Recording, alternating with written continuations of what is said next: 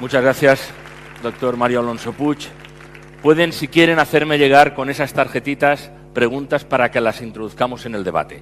Vamos a comenzar el debate ahora, porque saben que uno de los fundamentos tan interesantes de esta reunión de personas que son capaces de contarnos su experiencia, su sabiduría, es cruzar opiniones entre ellos. Por tanto, habrá preguntas y comentarios entre ellos, pero también introduciremos el de las personas que seguro que con toda brillantez nos hace llegar sus opiniones, sus dudas, sus críticas o lo que crean conveniente. Y yo me voy a permitir llamar también, para que nos acompañen, a las personas que han estado con nosotros en la primera parte. Así que, Ferran Adrià, por favor, Elena Dell, José Carlos Capel y el doctor José Miguel Mulet. Adelante. No hay orden previsto. No hay protocolo ninguno. Elena, adelante. Muy bien. Y cuando quieran nos irán pasando las preguntas para que comience el debate. En todo caso, a mí me gustaría como introducción recuperar esa idea que teníamos al principio. Hemos hablado en realidad del cuerpo y de que el cuerpo es bien lo que comemos, lo que dejamos de comer, etcétera. Y después hemos hablado de la mente. Me gustaría un comentario sobre ese cruce, porque realmente hay ahí una interacción enormemente interesante y me gustaría que, si quien quiera, pueda hacer un comentario de lo que le ha sugerido bien ese cruce, bien alguna de las ponencias, algunas de las cosas que se han dicho aquí a lo largo de esta mañana. ¿Se anima aquí nuestro colega? Adelante. Yo no he tenido la suerte de escuchar en este segundo tramo porque estábamos atendiendo medios de comunicación, pero sí es evidente que hay una interrelación entre toda la brillante exposición que acabamos de escuchar ahora mismo, entre la mente y el mundo gastronómico que a nosotros nos concierne. Es más, el pensamiento se come con la mente en muchísimas ocasiones. Los alimentos se piensan y los alimentos se digieren con la mente. Parece una paradoja lo que estoy diciendo, pero no es ningún disparate. Yo he visto cómo cocineros, el proceso creativo de grandes profesionales no se produce en el paladar, sino que lo hacen en la cabeza. Aquí tenemos a Ferran Adrià, él piensa los platos y piensa armonías, y como él hay unos cuantos cocineros privilegiados que de la cabeza, de su pensamiento, derivan en armonías. ¿No es así, Ferran? Como se dice en el Congreso de los Diputados, Ferran Adrià por alusiones. Me gustaría que la gente reflexionáramos el porqué esto de la comida, ¿no? El comer, claro, estamos hablando de lo único que hace los humanos 3 veces al día. Y que todo el mundo tiene una opinión, ¿no? Si ahora habláramos de energía nuclear, no sé quién se atrevería aquí a hablar de energía nuclear, de diseño gráfico. Vamos a hacer más similar, si me apuras, de moda, aunque vas vestido, lo dirías si te gusta o no. De comida, todo el mundo opinamos, todo el mundo tenemos una opinión. Y después de ver todas estas conferencias, estas charlas, te das cuenta de la manipulación y la poco objetivo que somos. Mano, está todo basado en que nos manipulan con cosas no objetivas. ¿Por qué? Pues como entendemos, nos pueden manipular. Si no entendiéramos, no te manipularía. A mí no me pueden manipular de energía nuclear. Como mucho me puedes decir, oiga, tal, ¿puedo estar de acuerdo o no? Sí, puedo estar, pero ya está. Entonces, te das cuenta de la cantidad de manipulación que hay. Y esto el cerebro, claro, hace una función vital para que te manipulen, ¿no? Hablábamos antes, la gente confundimos, estamos totalmente... De eso, lo que nos gusta es lo sano. Venga, al toro, ¿sabes? No, lo que nos gusta, como me gusta a mí, es sano. A ver. No, esto no funciona así, ¿eh? Tal. Y es muy interesante, ¿no?, el cómo toda esta, las contradicciones que hemos ido, no de José Carlos, la que ha hecho sobre José Miguel, es que estamos llenos de contradicciones, ¿no? Contradicciones una detrás de otra, Seguramente se podría aplicar en otras facetas de la economía, de la sociedad, del poco rigor que tenemos a nivel de información y porque es muy difícil sintetizar. Yo creo que la exposición que ha hecho sobre la historia del vino, en 5 minutos yo me he enterado, es maravilloso. Fíjate que llegas Y esta es la dificultad que tenemos hoy en la sociedad. ¿Cómo yo en 5 minutos me puedo recordar con lo que ella me ha mostrado, ¿no? Más o menos tengo una cierta ya idea, hostia, de cómo empezó todo esto, ¿sabes? La filoxera, el tal, ya está. ¿Y cómo lo hacemos para que esto se me quede en el cerebro y después ya no me manipulen? Dicen, no, si el vino, hace 2000 años el vino era increíble. No. Doctor Mulet, ¿quiere intervenir? Elena, adelante. Hombre, el problema que tenemos en la alimentación es que es uno de los temas en donde lo que es el conocimiento científico, la evidencia, va más separado de lo que es la opinión popular. Es decir, se circulan una cantidad de mitos y de aberraciones sobre cosas que son buenas y que no lo son. Y claro, solamente hay que ver que cada año sale una dieta milagro, cada año sale una revolución gastronómica que al final acaba pues vendiendo muchos libros a alguien y mucha gente enfermando. Con un poco de cultura gastronómica, con un poco de cultura alimentaria, podríamos hacer que la salud de la gente mejorara, porque sería más difícil engañarles. Cultura alimentaria básica para aprender, pero también puede haber una cultura para la mente. También podrían dar, igual que hablamos de la dieta mediterránea, podría haber también una serie de indicaciones para que pudiéramos manejarnos mejor y no cometer a veces errores evidentes como los que aquí se están subrayando, aunque sea con relación a la alimentación. ¿Doctor? Hombre, lo que yo creo que es muy importante, efectivamente, es reconocer la tremenda importancia de la alimentación. Sencillamente 3 datos. Número 1, vamos a pensar juntos. Cuando una persona está nerviosa y está realmente ansiosa, no digo esos brotes escasos de ansiedad, sino ansiosa de verdad, angustiada, ¿alguno tiene ganas de comer? Tú debes ser muy comilona, ¿verdad? Igual que yo. Pero lo primero, se te cortas el estómago, se te quitan las ganas de comer. Número 2, ¿por qué será que en el cerebro humano, en la llamada ínsula de Ryle, en las profundidades del lóbulo temporal, uno de los más importantes mapas de los sentimientos, hay una representación riquísima del aparato digestivo? Es posiblemente una de las razones por la cual los ingleses dicen I feel in the guts, lo siento en las tripas.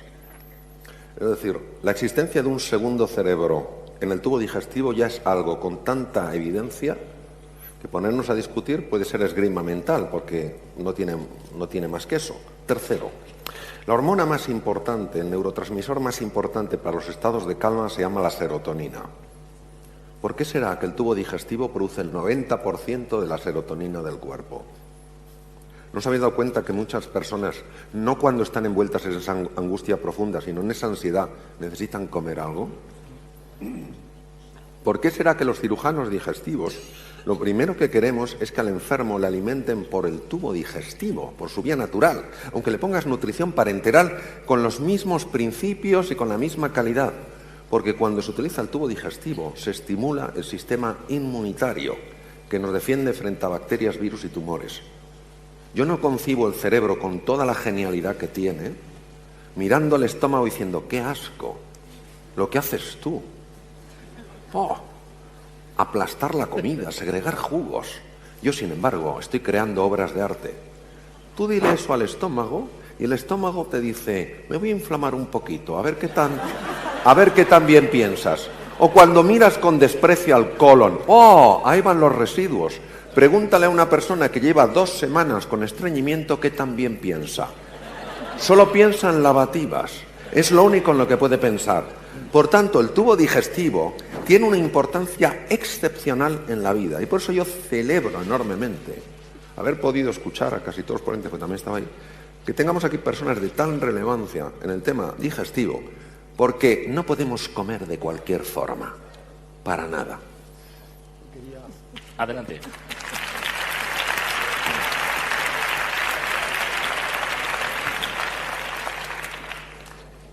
Mario, yo quería preguntarte un tema que creo que tiene importancia, el pensamiento, el cerebro, cómo influye en las filias y en las fobias de la alimentación. Hay un hecho cultural, hay un hecho gastronómico en todo ello. Yo estaba con un amigo en Cuzco, Perú, y nos sirvieron un asado realmente exquisito. No era otra cosa que el conejo de Indias, el famoso conejo de Indias de los españoles. Pero aquel conejo de Indias, alguien dijo en aquel momento que era una rata. Efectivamente, pertenece a la familia. La deglución del alimento fue inmediata por parte de la persona que me acompañaba. ¿Cuáles los mecanismos que mueven el cerebro para decidir que algo es bueno o es malo, la fobia o la filia hacia un alimento? Tu pregunta es mucho mejor y más profunda que la respuesta que vas a obtener, pero es lo que hay. Vamos a ver. Nosotros somos y nos hacemos. Y nos hacemos en una cultura. Y una cultura siempre incluye una cultura alimentaria, porque eso es fundamental. Y vamos absorbiendo creencias que no las mantenemos a nivel cognitivo, sino que se integran en la musculatura. Y estas creencias las absorbemos fundamentalmente a nivel del lenguaje. Si bien esta es una cuestión muy compleja, si el razonamiento existiría sin lenguaje, la idea es que el razonamiento precisa lenguaje y el lenguaje altera el razonamiento. Es decir, si a ti te van diciendo de chiquitín, esto es una porquería, una rata es un asco, solo está en la alcantarilla, aprendes a pensar y acuérdate, aprendes a ver en base a lo que has pensado.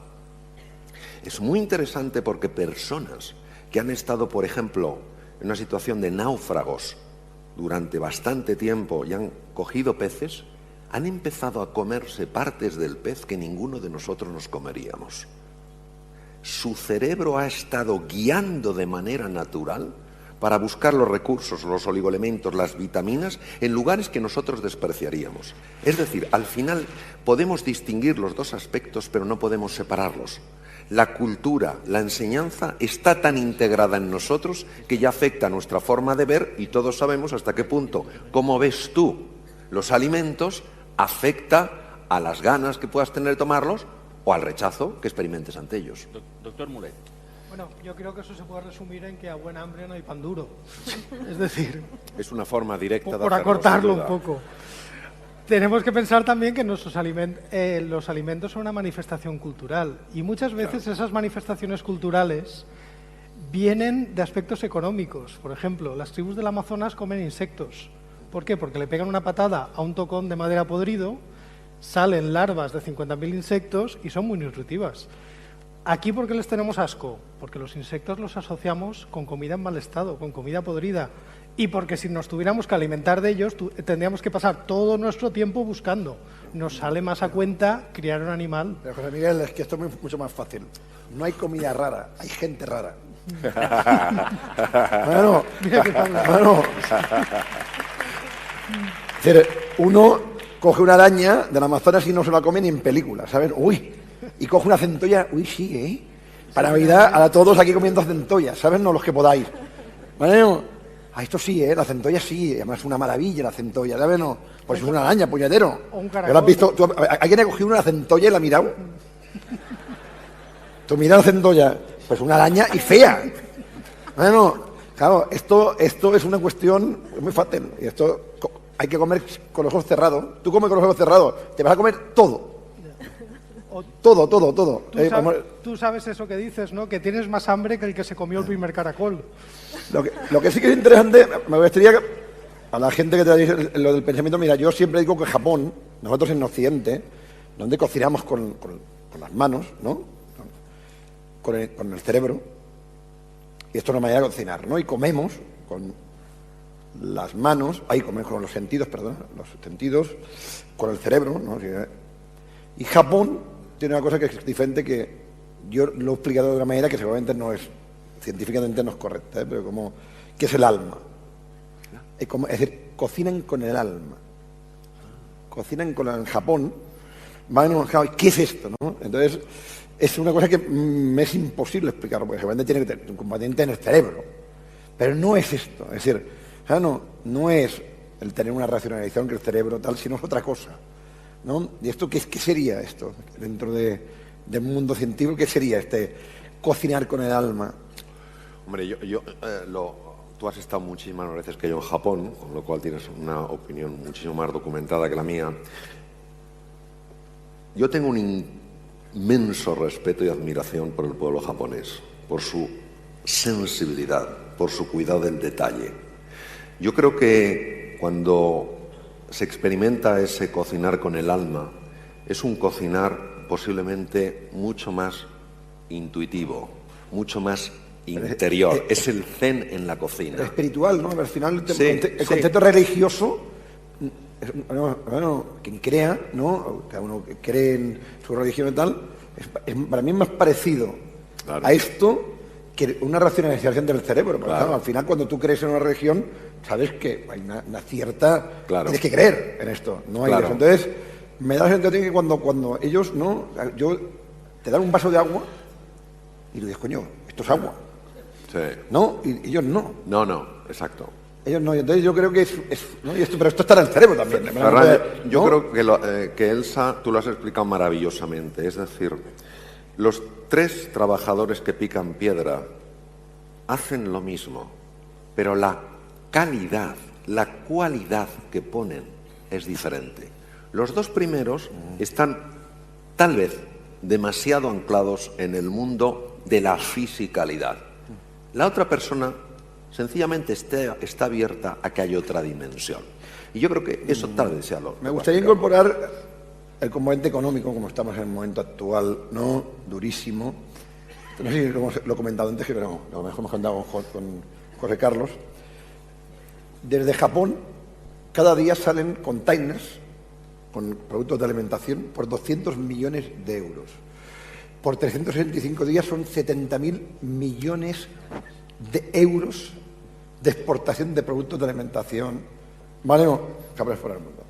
Lo digo porque el componente que en la sociedad española, fíjate, hoy que ya hay un reconocimiento mundial sobre la cocina española y tal, a mí me pasa, hay gente que me admira y tal, pero aún piensan que todo esto es para 4, todo el tema de la cocina y todo esto.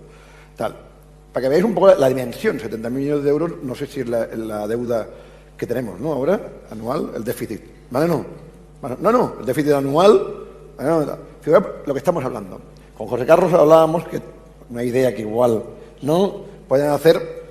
Si estábamos en el Ibérico, en Londres, ¿no? Estábamos el otro día, yo estuve en Londres, en un sitio que se llama Ibérico, jolín, y yo me emocioné, porque por primera vez, fuera de Estados Unidos con José Andrés y otros cocineros, comí tapas contemporáneas sin ser de vanguardia, y dije, ostras, esto es lo que me gustaría que hubieran 50.000 sitios como este en el mundo, 50.000 sitios de tapas, que vendieran cada día 15.000 botellas de vino, más o menos, 15.000 por 365 días, hacer esto, que vendieran 5.000 botellas de aceite de oliva, ¿no? Español, tal. Lo digo porque sería interesante, ¿no? Entonces esto el cerebro hay que pensar. El problema que tenemos es que no hemos pensado esto. Pues esto lo digo, la comida más o menos las ha hecho. No ha pensado porque no hay una estrategia de país ni empresarial en esto. No existe, ¿eh? Si yo llevo, no sé, con José Carlos llevamos cuánto tiempo esto luchando. ¿Por qué no se hace una estrategia con las empresas, las multinacionales, la gente del vino, la gente tal? Porque los cocineros estamos ahí para ayudar, los restaurantes, los críticos estamos ahí para ayudar. Entonces, es muy importante que en este caso, a ver si logramos que pensemos, ¿no?, un poco en que esto sería de gran ayuda para la economía del país, no solamente para la parte lúdica.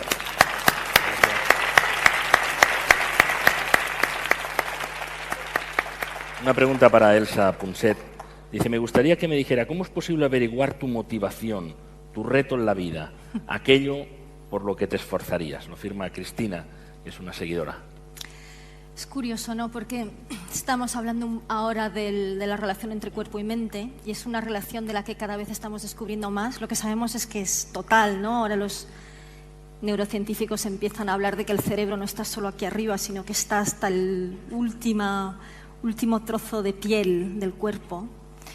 Y para cerrar de lo que veníamos hablando ahora, me estaba acordando de, no sé si has intentado alguna vez comer en la oscuridad, Adrià, pero en la oscuridad te cambia el sabor de las cosas completamente, es decir, saboreamos incluso algo como el sabor, lo sentimos a través del cerebro. Y me estaba acordando también, mientras estabais hablando, de esos experimentos que hacen donde tapan, vendan los ojos de la gente y les dan 2 copas de vino y les dicen una es cara y la otra es barata, y les sabe mejor la cara, ¿no? Cuando hablábamos de cómo nuestro bias cultural de alguna forma nos hace sentir las cosas de una determinada manera. El cuerpo está ahí en todo, y yo le diría a Cristina, a mí me me desazona siempre cuando las personas me dicen: oye, Elsa, yo no sé cuál es mi sueño, no sé cuál tendría que ser mi meta, ¿no? Lo han olvidado, lo dejaron atrás hace mucho tiempo y lo olvidaron. Yo creo que hay una forma sencilla de saberlo, y es que lo sientes físicamente, ¿no? Lo decía Mario antes, cuando decía todos los impactos negativos que tienen las emociones negativas en el cuerpo. Cuando tú estás donde tienes que estar, aunque la vida sea difícil, aunque trabajes duro, notas que estás bien. Al final yo creo que hay una base de intuición, de decir: oye, este es mi lugar, ¿no? Aquí estoy haciendo algo, esto le da un sentido a lo que yo hago. Mientras no sientes esto, tienes que seguir buscando. Yo creo que ahí es donde vivimos una sociedad que nos aprisiona mucho, con estas hipotecas que no nos dejan respirar, con un mercado laboral muy opaco que no nos deja cambiar de trabajo. De alguna forma estamos muy encerrados, ¿no? Y ves que cada vez te vas encerrando más, ves que a medida que va pasando la vida perdemos amigos, perdemos seres queridos. Que no debería ser así, deberíamos tener una sociedad que nos ayude a hacer lo contrario. Así que yo le diría a Cristina: tienes que sentir, ¿no?, esa sensación de que estás donde deberías estar, y para esto tienes que explorar mucho. Y eso es algo que no se puede dejar para más adelante, porque vivimos una cultura de la urgencia. Y realmente lo que hay que hacer es decir: cada día voy a explorar facetas, cosas, personas, ideas que me podrían nutrir, y no dejarlo para mañana. Otro reto que tenemos muy importante en España y en el mundo, Voy a contar que en los últimos 50 años vivimos 20 años más, ¿no? Vosotros que sabéis, 20 años más. Yo era un escéptico, como la mayoría de todos que estáis aquí, con todo esto de que lo que comes va a afectar la salud, todo esto. El 99% de la gente es escéptica en esto, ¿sabes? No. Hasta que conocí a Valentí Fuster, al doctor Valentí Fuster, e hicimos un libro conjunto que se llama Cocinando la Salud.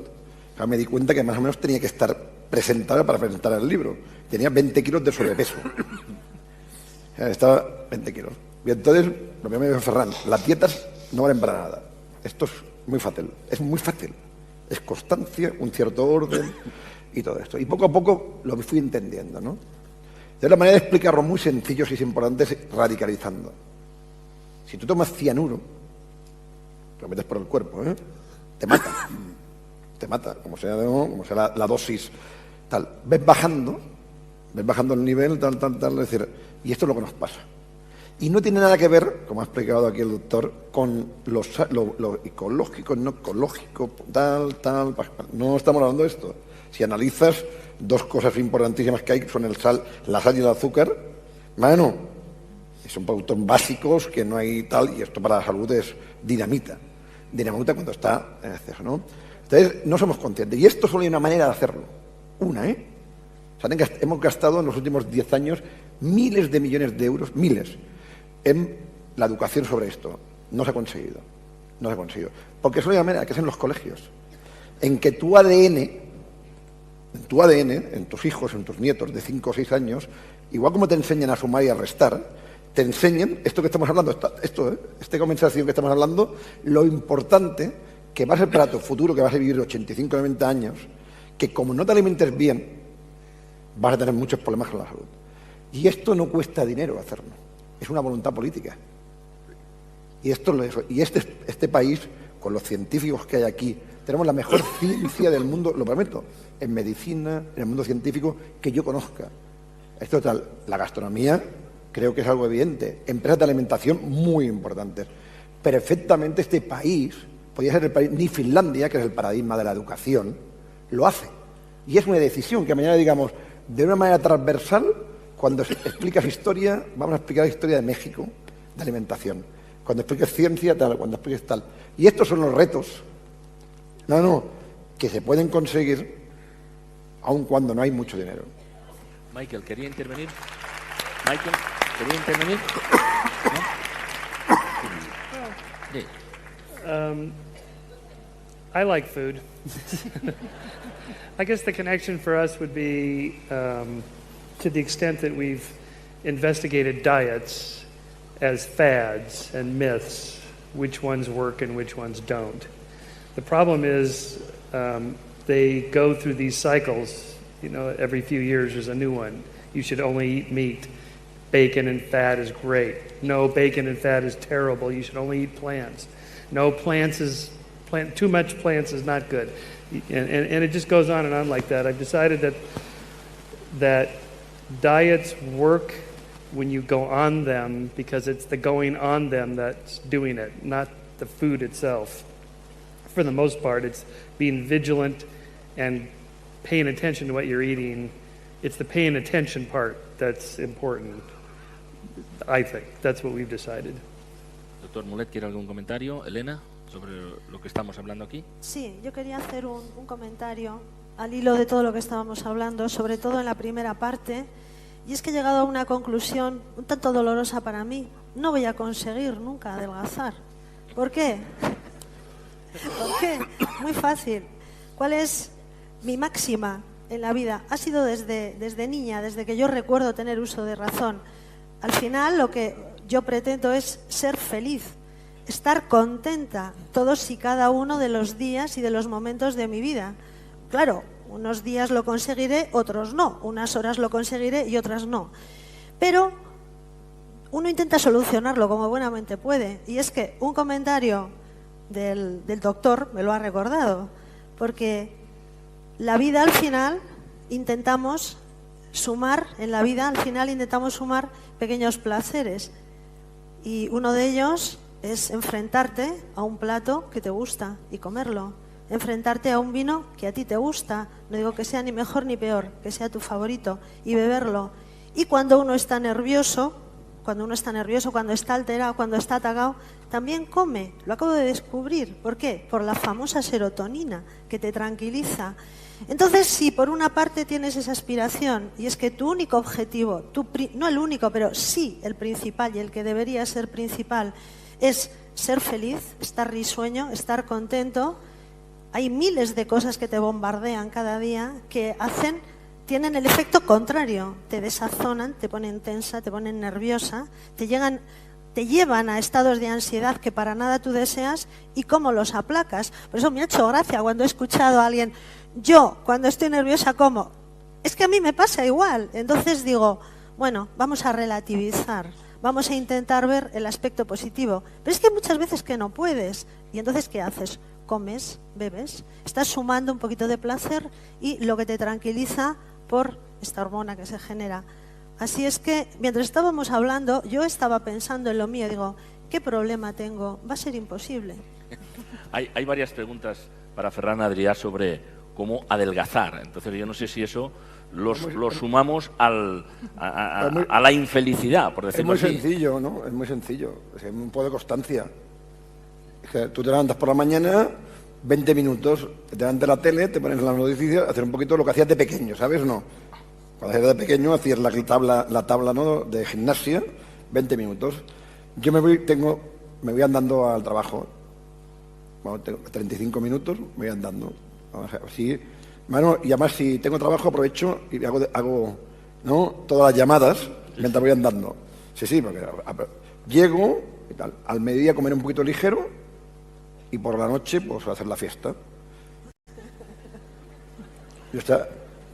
Yo sé, no digo que no, claro. Y si hago 3 noches la fiesta un poco en exceso, igual el día siguiente, pues igual, bueno, me mantengo. No, pero de verdad, lo que pasa es que fue en 2 años. Es decir, lo que no puedes perder es, ¿sabes? No, 1 kilo cada día. Que yo perdía, cuentan 2 años, 20 kilos. Y así de sencillo, lo digo porque tal es una cuestión de constancia, ahora claro. Tal, el alcohol, pues lo que ha dicho ella, claro, puedes beber un poquito de alcohol, pero claro, si te zampas, ¿sabes? No? 10 gin tonics cada día, ¿sabes? No. Claro. Hay bastantes preguntas que nos llegan y además con letra distinta, por lo tanto, de cualquier punto de este más que hemiciclo, porque es un círculo entero en el que estamos aquí rodeándonos, relacionados casi con la señora Margarita, que su jefe tenía muy mal ambiente y tenía que cambiarlo. Es decir, las personas que nos rodean. Simplemente elijo 2, pero representan a bastantes de las que tengo aquí. Dice una, cuando nos invaden sentimientos tan horrorosos tales como la ira, la rabia, el odio, ¿hay alguna manera de entrenar nuestra mente para poder aparcarlos y ser generosos con nosotros mismos. Y una persona que se identifica como un estudiante de 23 años dice: me gustaría saber a qué nivel, a título personal, pueden influir las personas que nos rodean, ya sean negativas, pesimistas o simplemente que te quieren hacer creer que no eres capaz de algo porque ellas no pueden. ¿Se aconsejaría eliminarlas de nuestra vida en caso de que sea posible? No está sugiriendo ningún delito, pero sí precisa una novia, por ejemplo, y un padre. Muchas gracias. El entorno, la gravedad del entorno. ¿Cómo mejoramos este entorno que nos hace sentir mal y, en última instancia, si estamos inquietos, hasta comer, tal como se ha dicho aquí? Sobre la... ¿Tú querías decir algo, Elsa? Luego. Sobre la primera pregunta seré muy escueto. Cuando estamos completamente invadidos por una emoción aflictiva, solo conozco los siguientes sistemas para liberarse de ella. Primero, ejercicio físico. Ejercicio físico. Tienes que aumentar la frecuencia respiratoria y la frecuencia cardíaca para liberar una hormona que se llama oxitocina. La oxitocina inhibe los núcleos amigdalinos responsables de las emociones aflictivas. Ejercicio físico. Pero no es un paseo, no es de tiendas, no es una librería, es moverte rápido. La segunda es el humor. El humor libera beta-endorfina, que también desconecta la amígdala en los lóbulos temporales. El tercero es la conversación. La simple conversación libera oxitocina. Tenemos que buscar un mecanismo físico. Y el cuarto es mindfulness, es decir, ejercicios para tomar distancia sobre el pensamiento a base de llevar la atención al presente, el cuerpo, etc. Por favor. Si has terminado, He terminado. Añado algo más que dice Antonio Damasio de las emociones, porque es una pregunta muy interesante y nos vemos todos además rodeados de dudas con esta pregunta, ¿no? Antonio Damasio dice que una emoción intensa de signo negativo solo puedes reemplazarla por una emoción intensa del signo opuesto. Y eso es curioso, ¿no? Hay que entender lo que son las emociones. Las emociones son estados fisiológicos. Entonces, y hay algunos estados fisiológicos que no son compatibles, tenemos esa suerte. Es decir, por una parte las emociones son fluidas y mezcladas, ¿no? Yo siempre recuerdo esa conversación que tuve con mi hija pequeña de 4 años, la veía con cara de pena sobre el sofá, me acerco y le digo: Tizi, ¿qué te pasa? Y me dice: mamá, tengo emociones mezcladas, ¿no? Y me dio la risa ese día y pensé: Elsa, tienes que dejar de hablarle de estas cosas a las niñas de estas edades.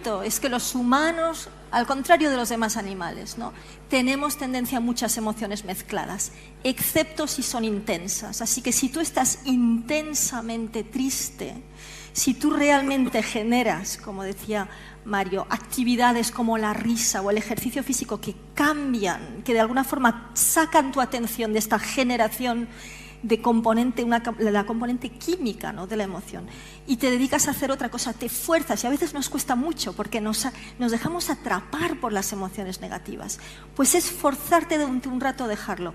Te vas a hacer un favor enorme en cuerpo y mente. Esto tiene que ver mucho con la personalidad, ¿no? Porque yo veo el cerebro, la marca, y sobre todo es que es muy difícil. ¿No? Al final uno tiene que crearse una cierta barrera, más o menos, y una cierta orden mental, ¿no? Yo siempre digo, tengo 4 o 5 lemas que son muy fáciles. Si tienes muchos problemas, no tienes problemas. Claro, ¿verdad? Esto me pasa con mis padres, como están allí tranquilitos, cuando hay cualquier cosa se le cae la sal y es un problema gordísimo, ¿sabes? No. Otro, lo que no puedes cambiar no te preocupes. Que nos preocupamos continuamente de cosas que sabes que no se pueden cambiar. No vas de eso. Entonces yo creo que el ejercicio mental, sobre todo cuando una persona tiene una cierta notoriedad, no mediática, sino dentro de su trabajo, porque tiene responsabilidades. La única manera de esto es una cuestión mental, porque es que si no, es que no saldrías por la calle, porque todos son problemas. Fíjate, la siguiente pregunta, aunque la dirigían y la dirigen al doctor Mario Alonso Puig, parece que la hayan escrito mientras, hace un ratito que la tengo aquí, la voy a leer textualmente, parece que la hayan escrito mientras estaba respondiendo, mientras estabais también Elsa y Ferran respondiendo. Dice así: vale, pero si resulta que tengo todos los síntomas de las emociones aflictivas, desde la pérdida de memoria, pasando por el colon irritable e incluso llegando al exceso de grasa abdominal, ¿aún tengo salvación para esculpir en positivo mi cerebro? Y firma una hipocondríaca en camino de ejemplo de positividad. Mario. Bueno. Dice, vale, si tengo todo esto, ¿qué pasa? A ver. Pues voy a tomar parte de lo que has dicho tú, Ferran, y parte de lo que has dicho tú, Elsa. Primero, lo más importante que tenemos que conocer es el descubrimiento de un fenómeno llamado neuroplasticidad. Neuroplasticidad implica nuevas conexiones neuronales y génesis de nuevas neuronas a partir de células madre. Somos capaces de generar entre 500 y 1000 nuevas neuronas. En 21 días la célula madre se ha convertido en neurona. Es decir, para cambiar esto, para que esta persona se reinvente, para que esta persona tenga el tipo de vida que quiere tener, tiene necesariamente que cambiar su estructura física, tiene que cambiar su cerebro. Y afortunadamente sabemos que la neuroplasticidad, como nos has explicado tú perfectamente, Elsa, no desaparece jamás. Sería interesante hablar, pero no tenemos tiempo, de cómo se descubre la neuroplasticidad. Y en relación a lo que tú decías, Ferran, como siempre, muy interesante. Se sabe que nacemos con un temperamento emocional positivo, o sea, pesimista u optimista. Se nace con ello. Pero esto es una inclinación, no es un destino. También se sabe que las personas que se han entrenado utilizando su mente, cuidando las cosas, tomándoselo en serio, han sido capaces de transformar su forma de ser y convertirse físicamente de personas pesimistas, que se sabe por la activación de ciertas áreas cerebrales, sobre todo la zona prefrontal derecha, en personas optimistas en las cuales se activa la zona prefrontal izquierda, es decir, han reestructurado su cerebro. Lo que pasa es que, como todo en la vida, exige tres cosas. Uno, creer que es verdad. A esta persona que ha hecho esta pregunta tan interesante, le diría, primero, has de creer que esto es verdad. Porque si no te lo crees, ¿cómo lo vas a hacer? Segundo, tienes que querer de verdad. Y querer de verdad es querer también hacer el esfuerzo para hacerlo realidad. Porque hay que cambiar no ya un hábito mental, una estructura cerebral. Y tercero, has de sentirte capaz de hacerlo. Por eso, da el paso más pequeño que te atrevas en este momento. Y dando pequeños pasos es como cambiando el rumbo de un barco. Tú cambias un grado y dices, un grado no es nada. Pregúntale a un marino si cambiar un grado todos los días no te lleva a otro país. Entonces, hay un motivo tremendo para que estemos ilusionados. Nosotros podemos crear nuestro futuro, pero claro, tenemos que hacer estas cosas. Muy bien.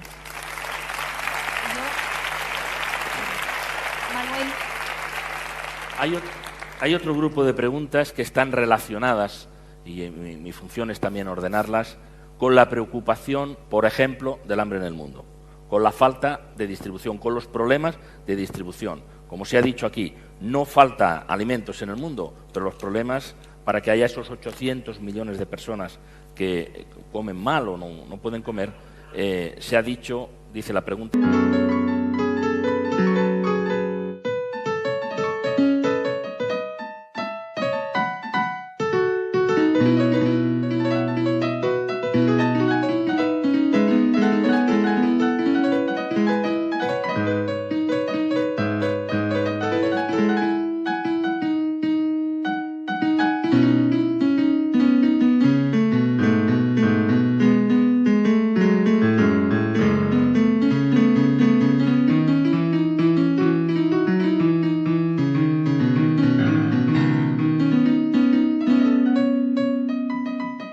que hay alimentos para todo el mundo, pero faltan los medios de distribución.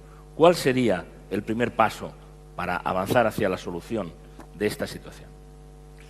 Parece que es una situación insalvable, es una vergüenza mundial. Se reúnen periódicamente en el entorno de la FAO los presidentes de gobierno y tratan sobre este tema con cierta periodicidad, pero nadie encuentra la solución. Todos los días mueren 30.000 personas, niños, enfermos de todo tipo por inanición o porque no tienen los medios suficientes. Y mientras, en Europa, en España, en Madrid, se tiran toneladas de comida a la basura. Desperdiciamos toneladas de comida. ¿Cómo se puede corregir ese desajuste mundial? ¿Cómo se puede corregir esa vergüenza que afecta a la humanidad completa? Pues es una incógnita, desde luego en mi mano no está, pero esto El mandamiento es que haya democracia. Que la mayoría de países de estos no hay democracia. Es decir, estamos viendo en este momento tan durísimos en este país, donde hay bastante solidaridad. Yo lo estoy viviendo en Cataluña, allí, con todo el tema de que hay mucha gente, que no paramos de hacer cosas para la gente pues, que lo está pasando muy mal. Gente que casi está al límite, no está al límite, está pasando hambre en este país, que no tenemos que ir afuera. Y hay este componente de democracia, que se ha construido un mundo mejor, por muy malo, ¿no? que pensemos que es. Cuando tú vas a países que no hay democracia, ¿cómo vas a hacer esto? Es que tú llevas dinero, mano, y es que se lo quedan 4. Mano, esto es un tema sociopolítico que no tiene nada que ver ni con cocina, ni con puñetas, ni tal. Es un tema sociopolítico. O hay democracia o no se puede arreglar. Doctor Mulet y después Elena. Doctor Mulet. Habría que poner un poco las cifras en contexto, porque es que ahora está comiendo mucha más gente que antes de la Revolución Verde en los años 50 o 60, cuando con los nuevos híbridos... que ha entrado tarde el micrófono, quiere decir que ahora está comiendo mucha más gente, dice. Que hace 50 o 60 años. El problema es que ahora también hay muchísima más gente que alimentar. Entonces, por un lado, el crecimiento de los alimentos ha ido acompañado de un crecimiento mucho mayor de la población. Es decir, si ahora mismo con la producción de alimentos tuviéramos la población de hace 50 años, yo creo que muy poca gente pasaría hambre, y si la pasara sería por la falta de distribución, porque claro, en Europa en general, a pesar de la crisis, no pasamos hambre, pero si miramos los números, resulta que Europa no tiene suficiente tierra para alimentarse. Tenemos un déficit de tierra, no tenemos soberanía alimentaria, porque estamos importando mucha de la comida que necesitamos. Si ahora mismo Europa se quedara aislada y cerráramos las fronteras, ahí sí que pasaríamos hambre. Y ahora hay un problema muy serio en África, que es el acaparamiento de tierras. Países como Rusia, China, Arabia Saudí están comprando muchas tierras porque ellos mismos ya se dan cuenta que no tienen bastante comida para ellos, con lo cual están aumentando las injusticias y los desniveles. Es decir, no es tanto una cuestión tecnológica que puede ayudar, pero es una cuestión política. Elena. Es que plantear el problema como que es un problema de distribución me parece que es simplificar excesivamente el asunto. Es un problema con un trasfondo profundísimo. Cuando estamos pensando en situaciones de hambruna real, no que no pueda comer la chuchería que me apetece, estamos pensando normalmente en África, y lo que necesitan esos países es estabilidad. No que tú cada 2 por 3 les lleves alimentos, lo que necesitan es estabilidad para poder producir ellos los alimentos. O sea, simplificar el problema diciendo que es un tema de distribución, pues me parece que es eso, muy elemental. ¿Alguien más quiere comentar sobre aquí? Otro problema que habría que señalar es que en África se producen muchos alimentos, pero que se destinan a la exportación. También. Ese es otro problema. Bien, a mí me gustaría terminar, quedan muy pocos minutos y vamos a intentar cumplir el horario. Aquí hay muchas personas que quieren cambiar el mundo. Lo sabemos porque conocemos a algunas personalmente, lo sabemos por las preguntas que me han llegado, porque así lo expresan. Lo sabemos por los aplausos con los que se subrayan algunas de las intervenciones que hay aquí cuando se está haciendo una firme defensa de los valores democráticos, de los valores de compartir el conocimiento, de compartir algunas salidas, ¿no?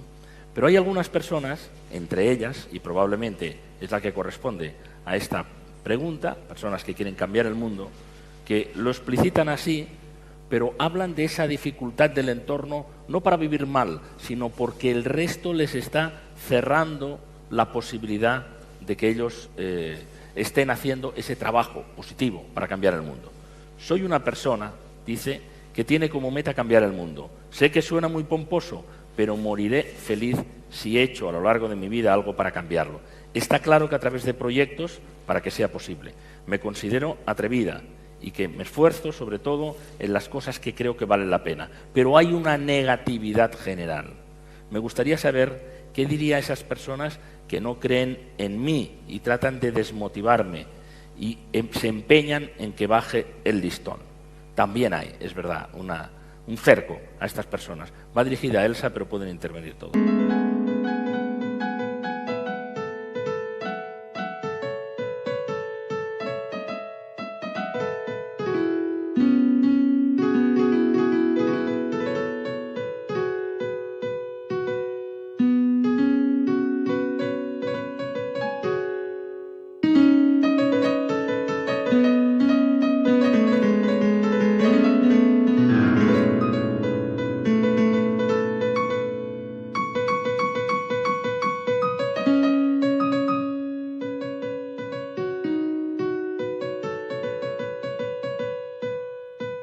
Adelante. Bueno, está aludiendo a algo que es importante, ¿no? Y es que las emociones se contagian como un virus. Y que es verdad, y yo lo he explicado durante mi exposición, nacemos llenos de ganas de cambiar el mundo y todo se nos va dificultando poco a poco. Pero yo creo que la gran mayoría de las dificultades, fíjate, ¿cómo se llama esta persona que nos escribe, Manuel? No lo ha firmado. No lo ha firmado. Pues esta persona que lo ha escrito, yo creo que son dificultades más mentales que otra cosa. Y yo lo que sí veo es que cuando las personas pueden envejecer de dos maneras. Yo creo que se pueden hacer sabias o se pueden hacer cínicas. El cinismo es una postura muy cómoda, pero muy destructiva. Es una postura en la que niegas todo. Niegas la posibilidad de cambiar, niegas que las personas tengan un trasfondo sano. Y básicamente es muy seguro, es una postura que se adopta desde el miedo. Si todo lo critico, si yo no hago nada, bueno, nadie puede criticarme a mí, estoy ahí sentado. Y procuraré que en mi entorno nadie haga nada nadie para no se mueva. Y yo entiendo acusado. que es muy duro vivir con esto. Y entiendo además que hay, fíjate, esta persona que nos escribe, hay entornos, yo trabajo mucho con profesores, hay entornos en los que si todo está en contra, toda la comunidad escolar está en contra, te quemas intentando cambiar las cosas y no sirve. Es decir, tienes que encontrar un lugar donde tiene que haber una cierta corriente de simpatía para realmente poderte acompañar. Pero hay tantas cosas que cambiar en este mundo que creo que es casi imposible no empezar por algo, ¿no? Y me estoy acordando, para terminar, para no ocupar más tiempo, me estoy acordando de algo que me gusta mucho. Antes hemos hablado de los japoneses y de la filosofía japonesa. Hay esto que ellos llaman kaizen, que son los buenos cambios, que para ellos es empezar por un cambio muy pequeño. Y ellos siempre dicen, ¿no? Si te pasas la vida entera haciendo cambios pequeños, transformas tu vida, ¿no? Y tu vida luego tiene un impacto muy grande sobre la vida de los demás. Así que yo diría tener ese sueño, pero ser capaz de hacerlo muy poco a poco, con cambios pequeños, y buscar, porque lo hay miles de personas en este mundo con ideas y con ganas de cambiar, buscar un entorno que te apoye. Estamos en la última intervención. Ferran Adrià. Yo creo que el mundo ha cambiado mucho ya, ¿eh? Y sobre todo esto es lo que tenemos que entender, que es que nos estamos fustigando. Hay que estudiar la historia de la humanidad para ver que está mucho mejor que antes. Es verdad que con los medios que tenemos podía ser mejor. Esto es la base, no de una reflexión, pero por favor, es decir, eso tenemos que ver la Edad Media, estudiar. Hay que estudiar un poco para tal. No digo porque parece que nos fustiguemos, que hagamos todo mal, sí, hacemos cosas mal. Tal. Y esto es muy difícil desde que se inventó el tema del dinero, conceptualmente, ¿no? Es decir, si analizamos la familia, cualquier problema de familia que tengamos, el 99% siempre es problema por dinero. Los problemas familiares es cuando hay dinero por en medio. Si no hay dinero por en medio, aquí estamos siempre bien. No hay ningún problema y tal. Entonces, es muy difícil, ¿no?, esta ética, esta honestidad, esta no hipocresía, porque cuando digamos cambiar el mundo, ¿para quién? Para un español, que estamos aquí, estamos muy mal, ¿eh? Hay 5 millones de parados. Díselo a un chico, a gente de Kenia, que estamos mal. Le dirá a la gente de Kenia que estamos mal. Me va a decir, oiga, para mí cambiar el mundo es poder comer. Y tal. Y entonces es muy difícil. El tema es cómo se logra que esta brutalidad de capitalista que estamos inmersos, que es verdad, y sin caer en el populismo, por ejemplo, cómo funciona el mundo. ¿Cómo podemos hacerlo mejor, un poquito mejor, pero mejorar, pero no cambiarlo? Lo que tenemos que hacer es mejorar el mundo. Mario, ¿quieres intervenir sobre esto?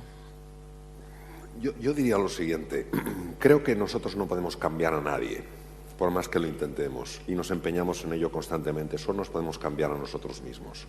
Es mi experiencia personal. Cuando he estado en entornos complejos, en entornos, entre comillas, agresivos, que cuando yo he empezado a cambiar, cuando he empezado a dejar de quejarme, a construir, aunque fuera poquito a poco en la línea que tú decías, Elsa, curiosamente todo alrededor ha empezado a cambiar. Aynin decía, no vemos el mundo que es, vemos el mundo que somos. Y yo creo que Gandhi nos dejó un mensaje precioso. Sé tú el cambio que quieres ver en el mundo. Interesante.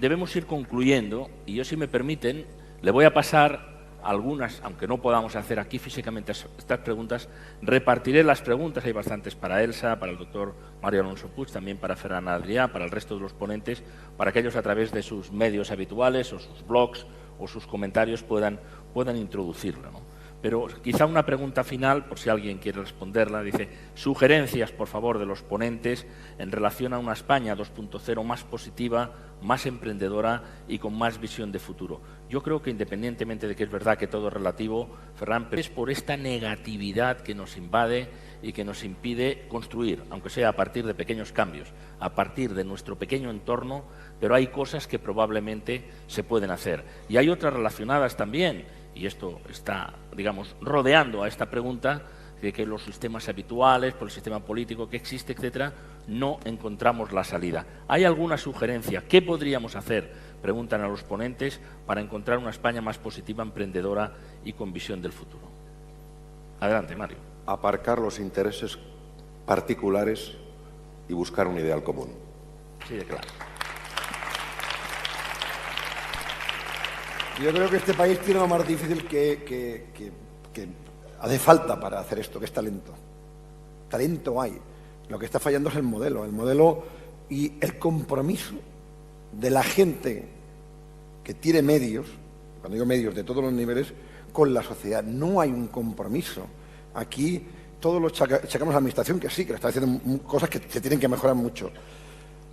Pero la sociedad civil que puede, no estoy hablando el que gana 1.000 euros, que es la mayoría tal, la gente que tiene medios económicos, ¿qué compromiso hay? Sí, las empresas generales, sí, hay empresas que a través de fundaciones hacen cosas maravillosas, pero el empresario que le ha ido bien durante estos 20 años y que ha ganado dinero, ¿qué está haciendo ahora por la sociedad?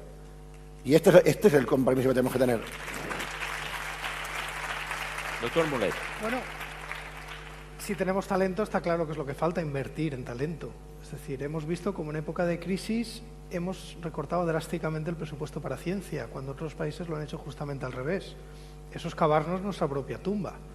Cuando en algún momento se ha decidido apostar por grandes eventos, se ha visto que se conseguía invirtiendo. Pues si queremos crear una economía productiva, tenemos que poder exportar, tenemos que ser capaces de desarrollar algo que nuestros competidores no puedan, y tendremos un mercado nuevo y sin competencias. Inviertan en ciencia, ya está.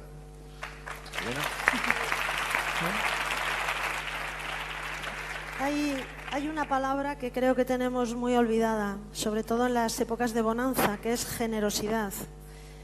Sería bueno que en esta época en la que nos toca apretarnos el cinturón, todos fuéramos un poco más generosos. Seguramente junto con el compromiso nos iría a todos muchísimo mejor. Muy bien, muchas gracias, Elena. ¿Quiere hacer algún comentario? Es una pregunta muy del nivel que tenemos, de la preocupación que tenemos en nuestro país, pero escuchamos con enorme interés sus sugerencias. Michael. I suggest we all go home and get a plate, sit down at the kitchen table and put a marshmallow on it and see how long you can last before you eat it, and then see if you can get two. It's a self-discipline.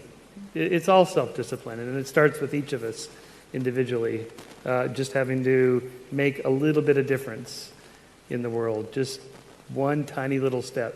All of us cumulatively can change the world that way. One marshmallow at a time. Él y tú. José Carlos Capel y después Elsa. Adelante. Creo que no nos queda más remedio que salir de la espiral de pesimismo en la que nos hemos enzarzado de una manera un poco absurda. Yo soy un defensor del trabajo. Creo que hay que tener ideas y defenderlas, seguir y luchar por ellas y rodearse de aquellas personas con las que tienes una complicidad. Y cuando se persiguen los objetivos, se consiguen siempre. Nos falta voluntad, perseverancia y muchas ganas de trabajar y sacar adelante toda suerte de proyectos, porque España está lleno de mucho talento y de gente muy valiosa. Gracias.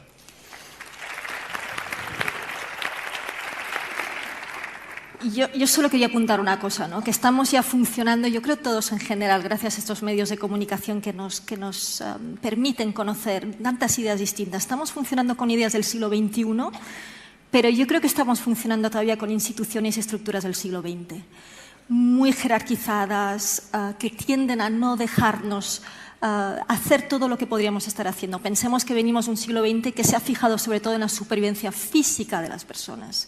Y yo creo que ahí deberíamos y podríamos ser muchísimo más activos, ser ciudadanos activos, salir a la calle y exigir que cambien determinadas estructuras que no nos dejan crecer, ¿no?